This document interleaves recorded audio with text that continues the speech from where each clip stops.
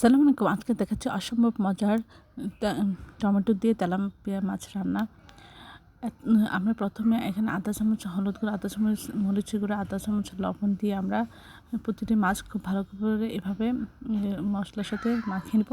তারপর তেলটা গরম করে আমরা কড়াইতে দিব। এক পাশ ভাজা হলে আমরা উল্টে অপর পাশ ভেজে আমরা নামিয়ে রাখবো।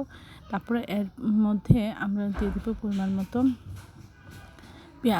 পেঁয়াজ এবং কাঁচামরিচ দিয়ে কিছুটা ভেজে নিয়ে এর মধ্যে আধা চামচ আদা বাটা, আধা চামচ রসুন বাটা দিয়ে আমরা একটু ভেজে নিয়ে এর মধ্যে দিয়ে দেবো সামান্য পানি।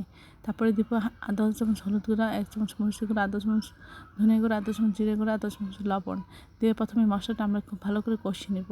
কষানোর পরে আমরা দিয়ে দেবো এর মধ্যে কেটে রাখা টমেটো দিয়ে আমরা এর মধ্যে কতক্ষণ কষিয়ে নিয়ে তারপর ঝোল দিয়ে এর মধ্যে আমরা মাছের মাথাটা দিব, কিছুক্ষণ জাল করে অন্য মাছগুলি দিয়ে দিব। প্রথমে এক পাশ রান্না হয়ে গেলে উল্টে অপর পাশ রান্না করে দেবো। অসম্ভব মজা হয়। আশা করি আপনার বাসায় একবার হলেও ট্রাই করবেন এই রেসিপিটি। সবাই আমার চ্যানেলটি লাইক করবেন, শেয়ার দেবেন, সাবস্ক্রাইব করবেন এবং প্রিয়জনকে বেশি বেশি করে শেয়ার দেবেন। আর আমার চ্যানেলে সব রকমের রান্নার রেসিপি রয়েছে, সেগুলি দেখবেন এবং সাবস্ক্রাইব করবেন।